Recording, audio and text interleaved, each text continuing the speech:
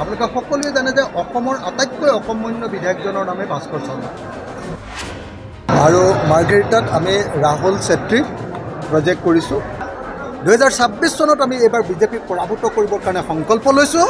আমি অহা 2026ত ৰাহুল চেত্ৰীক জয় কৰাবৰ কাৰণে, ৰাইজৰ দলত জয় কৰাবৰ কাৰণে আৰু চিণ্ডিকেট মাষ্টাৰ 2 নম্বৰী এটাও মুখেৰে বাক্য ক'ব নোৱাৰা নিমাতী কইনা আৰু কেৱল জুৱা খেলি জীৱন কটোৱা আপোনাৰ মাৰ্ঘেৰিটাৰ বিধায়কজনক বিদায় দিবৰ কাৰণে আমি সিদ্ধান্ত কৰিম। কংগ্ৰেছৰ যি এতিয়াৰ যিটো অৱস্থান দেখিছোঁ, তেওঁলোকে যিটো দুধুৰ মুধুৰ অৱস্থা, তেওঁলোকে যিটো বডি লেংগুৱেজত তেওঁলোকৰ যিটো অহংকাৰ দেখিছোঁ, সেইটো তেওঁলোকে ত্যাগ কৰিব লাগে, জাতীয় স্বাৰ্থত ত্যাগ কৰিব লাগে।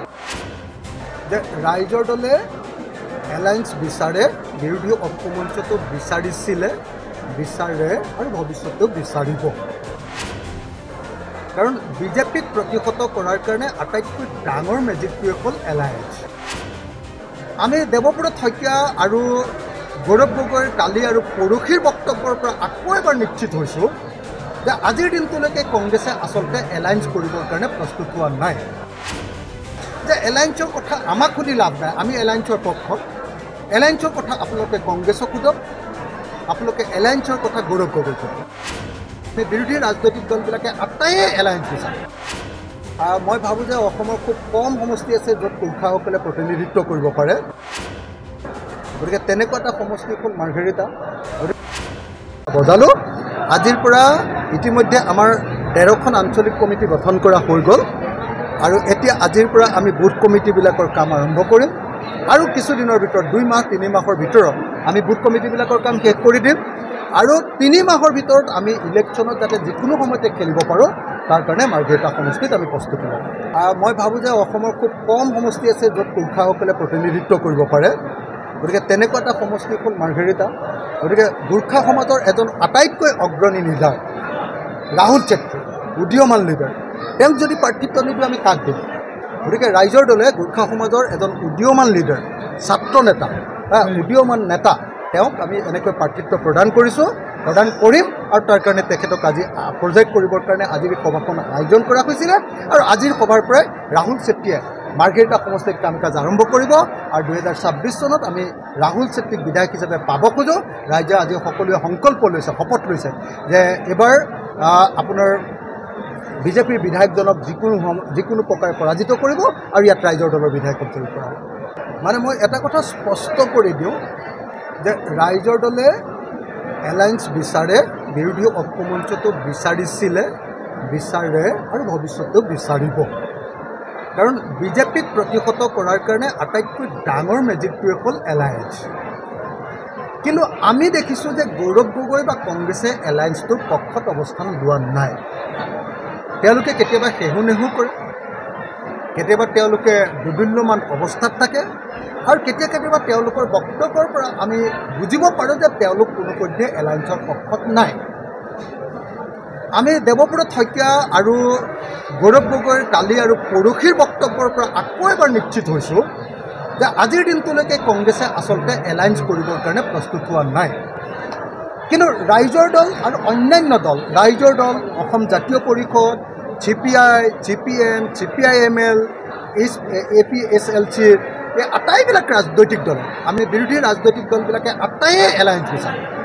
কিন্তু কংগ্ৰেছে কিবা এটা ৰহস্যজনক কাৰণে তেওঁলোকৰ নিজৰ কিবা অংক, তেওঁলোকে এলায়েন্সটো এতিয়ালৈকে বিচৰা নাই।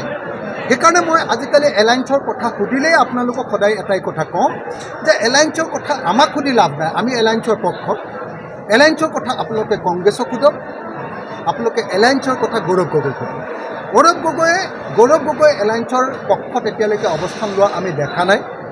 এলায়েন্সৰ পক্ষত তেওঁ মুকলিয়ামুখকৈ কথা কোৱা নাই। গতিকে আপোনালোকে যদি এলায়েন্সৰ কথা কিবা পাতিব লাগে, আন সকলো বিৰোধী ৰাজনৈতিক দল ঐক্যমতত আছে, কেৱল আৰু কেৱল কংগ্ৰেছে এতিয়ালৈকে ঐক্যমতত নাই। গতিকে কংগ্ৰেছে মুখ ফালি একো কথা কোৱা নাই। গতিকে কংগ্ৰেছক বা গৌৰৱ গগৈক আপোনালোকে কথাটো সুধিলেই গম পাই যাব। আৰু গৌৰৱ গগৈ আৰু দেৱব্ৰত শইকীয়া বা কংগ্ৰেছ নেতৃবৰ্গৰ যি বডি লেংগুৱেজ চাই আপোনালোকে নিশ্চয় ধৰিব পাৰিছে যে তেওঁলোক এলায়েন্সৰ পক্ষত আছে নে নাই। বাকী কথা আমাৰ একো ক'বলগীয়া নাই। আৰু এলায়েন্সটো ৰাইজৰ দলে অখিল গগৈক জিকিবৰ কাৰণে কৰা নাই।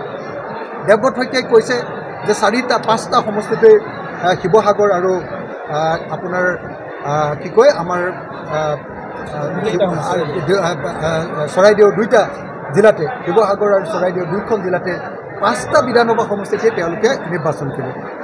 শিৱসাগৰত তেওঁলোকে বিধানসভাত কংগ্ৰেছে প্ৰাৰ্থিত্ব দিব, সেইটোক লৈ মই একো চিন্তিত নহয়। কাৰণ শিৱসাগৰৰ পৰা মই বিধায়ক হ'লেও মই অসমৰ কাৰণে যুঁজি থাকিম, বিধায়ক নহ'লেও মই অসমৰ কাৰণে যুঁজি থাকিম। 126জন MLAৰ ভিতৰত মইতো আটাইতকৈ বেছিকৈ মাত দিম। আজি বিধায়ক হ'লে মই বিধানসভাৰ ভিতৰত মাত দিম, আৰু বিধায়ক যদি মই নহওঁ তেতিয়াহ'লে মই বাহিৰত মাত দিম। মই অসমৰ সঁচা সঁচি কথা ক'বলৈ গ'লে বিৰোধীসকলৰ আটাইতকৈ বেছিকৈ মাত দিয়া মানুহ। গতিকে মোৰ কাৰণে এইটোৰ কোনো পাৰ্থক্য নাই। কিন্তু যদি এটা বিৰোধী ৰাজনৈতিক দলৰ সভাপতিৰ ঠাইতো যদি এটা বিৰোধী দলে কেণ্ডিডেটছাৰ দিম বুলি কয়, প্ৰাৰ্থিত্ব দিম বুলি কয়, তাৰ অৰ্থটো হ'ব তেওঁলোকে এলায়েন্স বিচৰা নাই। আৰু সেই কথাটোৰ এটা যেতিয়া স্পষ্টীকৰণ দিবলৈ কৈছিলোঁ, তেতিয়া গৌৰৱ গগৈয়েও কৈছে যে তেওঁ দেৱব্ৰত হত্যাৰ কথাটোকে সমৰ্থন। তাৰ অৰ্থটো এইটোৱে নিশ্চয় যে এই মুহূৰ্তলৈকে কংগ্ৰেছ দলে বিৰোধী ৰাজনৈতিক দলবিলাকৰ লগত একলগ হ'ম বুলি ভবা নাই। তেওঁলোকে অকলশৰীয়াকৈ তেওঁলোকৰ কাম কাজ কৰাৰ কথা চিন্তা কৰিছে। তেওঁলোকৰ কাৰণে তেওঁলোকৰ দলৰ সংগঠন বৃদ্ধি কৰাটোৱে মূল, কিন্তু ৰাইজৰ দলৰ কাৰণে দলৰ সংগঠন মজবুত কৰাটো মূল কথা নহয়। ৰাইজৰ দলৰ কাৰণে মূল কথাটো হ'ল 2026 চনত বিজেপিক পৰাভূত কৰা। বিজেপিক পৰাভূত কৰাটো আমি জাতীয় দায়িত্ব বুলি ভাবোঁ, অসমৰ মানুহৰ কাৰণে গুৰুত্বপূৰ্ণ কাম বুলি ভাবোঁ, মহান কাম বুলি ভাবোঁ। আৰু কংগ্ৰেছ দলে বিজেপিক পৰাভূত কৰাটো নহয়, কংগ্ৰেছ দলক জিকোৱাটোহে তেওঁলোকৰ গুৰুত্বপূৰ্ণ কাম বুলি ভাবে, যি কাৰণত কংগ্ৰেছ দলে এতিয়ালৈকে এলায়েন্সৰ পক্ষত অৱস্থান লোৱা নাই। সেইকাৰণে মোক যদি আপোনালোকে এলায়েন্সৰ কথা কয়, মই এটাই কথা ক'ম, আপোনালোকে মোক নুসুধিব কংগ্ৰেছক, আপোনালোকে গৌৰৱ গগৈক সুধিব। আজিৰ দিনটোত গৌৰৱ গগৈকে এলায়েন্সৰ পক্ষত নাই, আজিৰ দিনটোত দেৱব্ৰত শইকীয়াকে এলায়েন্সৰ পক্ষত নাই। আমি ৰাইজৰ দল, জাতীয় পৰিষদ, CPM, CPI সকলো এলায়েন্সৰ পক্ষত আছোঁ, সকলো বিৰোধী দল এলায়েন্সৰ পক্ষত আছোঁ। কেৱল আৰু কেৱল কংগ্ৰেছ এই মুহূৰ্তত এলায়েন্সৰ পক্ষত। আমি ডেফিনেটলি বিজেপিক পৰাভূত কৰিবই লাগিব, আৰু সেইকাৰণে আমি এলায়েন্স কৰিবই লাগিব। সেইকাৰণে কংগ্ৰেছৰ যি এতিয়াৰ যিটো অৱস্থান দেখিছোঁ, তেওঁলোকে যিটো দুধুৰ মুধুৰ অৱস্থান, তেওঁলোকে যিটো বডি লেংগুৱেজত তেওঁলোকৰ যিটো অহংকাৰ দেখিছোঁ, তেওঁলোকৰ যিটো কি ক'ম মানে এতিয়ালৈকে সকলোকে মিলোৱাৰ লক্ষণ আমি দেখা নাই। সেইটো তেওঁলোকে ত্যাগ কৰিব লাগিব, জাতীয় স্বাৰ্থত ত্যাগ কৰিব লাগিব, মানুহৰ স্বাৰ্থত, অসমবাসী ৰাইজৰ স্বাৰ্থত ত্যাগ কৰিব লাগিব। কিন্তু সেইটো যদি নকৰে তেতিয়াহ'লে ডেফিনেটলি আকৌ বিজেপিৰ ভাল হ'ব। সেইকাৰণে মই আশা কৰোঁ যে আমি সকলোৱে মিলি বিজেপিক পৰাভূত কৰিবৰ কাৰণে কংগ্ৰেছ, ৰাইজৰ দল, আমি আটাইবিলাক দলে ঐক্যবদ্ধ হ'ব লাগিব। আৰু মাৰ্ঘেৰিটাত আমি ৰাহুল চেত্ৰীক প্ৰজেক্ট কৰিছোঁ। ৰাহুল চেত্ৰীক আমি ৰাইজৰ মাজলৈ উলিয়াই দিছোঁ। ৰাহুল চেত্ৰীয়ে আমাৰ ছাত্ৰ মুক্তি সংগ্ৰাম সমিতিৰ সদৌ অসমৰ জেনেৰেল ছেক্ৰেটাৰী আছিলে। তেওঁ ডিব্ৰুগড় বিশ্ববিদ্যালয়ৰ ইউনিয়নৰ তেওঁ জেনেৰেল ছেক্ৰেটাৰী আছিলে, আৰু তেওঁ গোৰ্খা সমাজৰ, অসমৰ নেপালী সমাজৰ তেওঁ এজন অত্যন্ত অগ্ৰণী নেতা। নেপালী সমাজে তেওঁক সদায় লিডাৰ হিচাপে মানি চলে। সেই গোৰ্খা সমাজৰ এজন লিডাৰ ৰাহুল চেত্ৰীক আমি এইবাৰ মাৰ্ঘেৰিটা সমষ্টি বিধানসভা সমষ্টিত প্ৰাৰ্থিত্ব প্ৰদান কৰিবৰ কাৰণে ৰাইজৰ দলে সিদ্ধান্ত গ্ৰহণ কৰিছোঁ। আৰু সেইকাৰণে আজিৰ দিনটোৰ পৰা আমি মাৰ্ঘেৰিটা সমষ্টিত আমাৰ নিৰ্বাচনী কাম কাজ আৰম্ভ কৰিছোঁ। আজি তেওঁ যোগদান কৰাই নহয়, আজিৰ দিনটোৰ পৰা আমাৰ প্ৰত্যেক দিনে কাম হ'ব। ইয়াত 13টা পঞ্চায়ত আৰু নগৰ সমিতি এখন আছে।